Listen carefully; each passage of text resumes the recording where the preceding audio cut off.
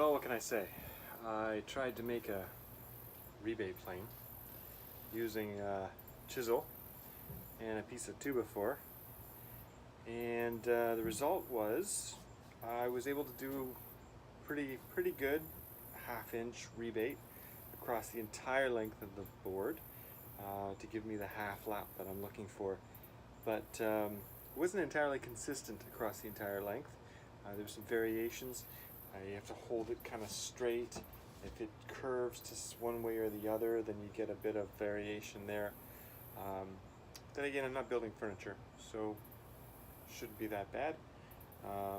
For the investment of a 2x4 and a chisel I already had, it's a pretty good tool. It's a pretty good way to do those shiplaps.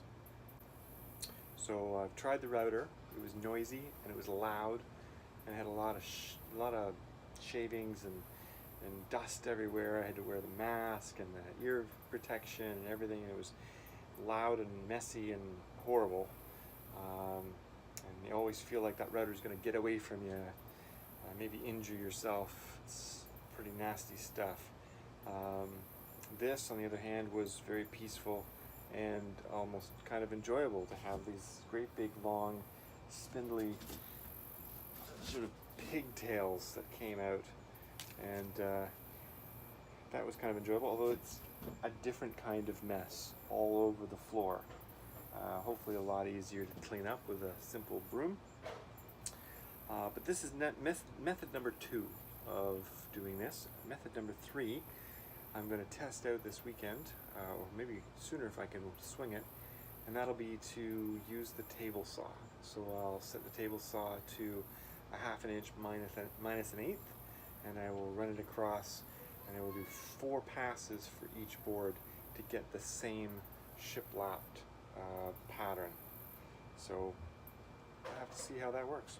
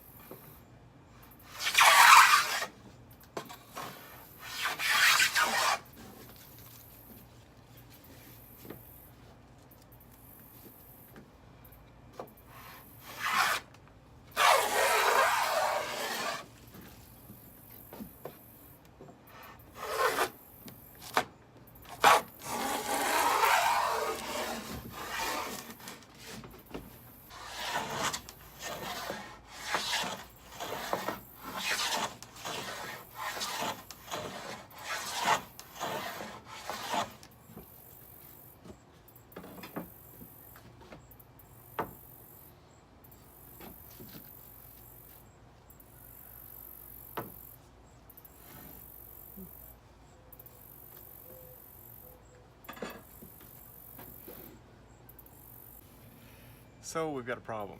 I went and put the board together with some other boards that I did with the router, and not only did I find that there were major inconsistencies in the boards that I had done with the router, which I then cleaned up with the hand manual Poor Mans Rebate Plane that I created, which worked well. But now that I've got the boards together, I'm finding that there's some inconsistencies in the thickness or the straightness of the boards, and when I'm only overlapping 1/4 of an inch, it's finding it's not overlapping enough. So this is one of those cases where original plans, best laid plans, unfortunately, might not work out. I kind of like the look of the 1/4 inch gap between the boards, and I think I'd keep that, but I might have to increase the amount of overlap in order to sort of make do with the inconsistencies in the board straightness.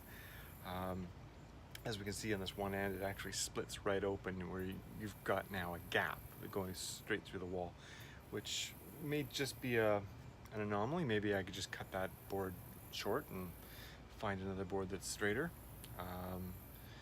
But I also think that if I'm going to use the table saw, that I might actually do a slightly more complicated profile, putting it together with maybe a 45-degree angle cut that would create a slope for rain to sort of fall down. It's a different look. Not the look I was going for.